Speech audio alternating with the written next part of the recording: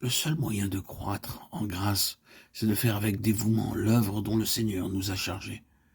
Travailler dans la mesure de nos forces, au bien de ceux qui ont besoin de nous. La force s'acquiert par l'exercice. L'activité est la condition même de la vie. Ceux qui prétendent maintenir leur vie chrétienne en se bornant à accepter passivement les grâces d'en haut sans rien faire pour le Christ, essaient simplement de manger sans travailler. Or, dans le monde spirituel comme dans le monde matériel, ce système aboutit fatalement à la dégénérescence et à la mort. Celui qui refuserait de faire usage de ses jambes perdrait bientôt la faculté de s'en servir. De même, le chrétien qui se refuse à employer les facultés que Dieu lui a données, non seulement ne grandit pas en Christ, mais perd les forces qu'il possédait. L'Église est l'intermédiaire choisi de Dieu pour le salut des hommes. Sa mission est de porter l'Évangile au monde. L'obligation d'y participer repose sur tous les chrétiens.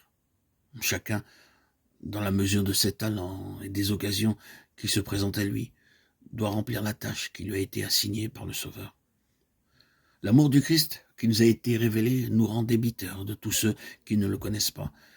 Dieu nous a communiqué sa lumière, mais ce n'est pas pour nous seulement, c'est pour que nous en fassions part à d'autres.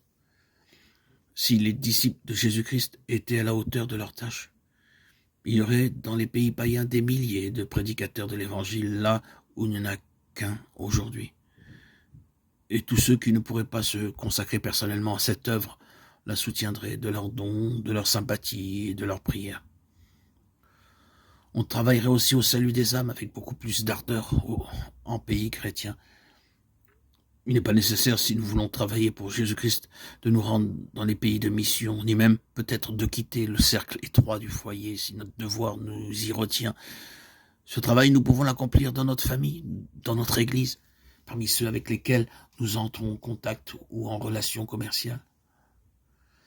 La plus grande partie de sa vie terrestre, notre Sauveur la passa en patient labeur à Nazareth, dans un atelier de charpentier, tandis qu'il vivait avec des paysans et des artisans dont il ne recevait ni attention ni honneur. Le prince de la vie était entouré d'anges. Il s'acquittait tout aussi fidèlement de sa mission en exerçant son humble métier qu'en guérissant les malades ou qu'en marchant sur les flots agités de la mer de Galilée. De même, dans les devoirs les plus humbles et la condition la plus modeste, nous pouvons suivre Jésus et travailler avec lui.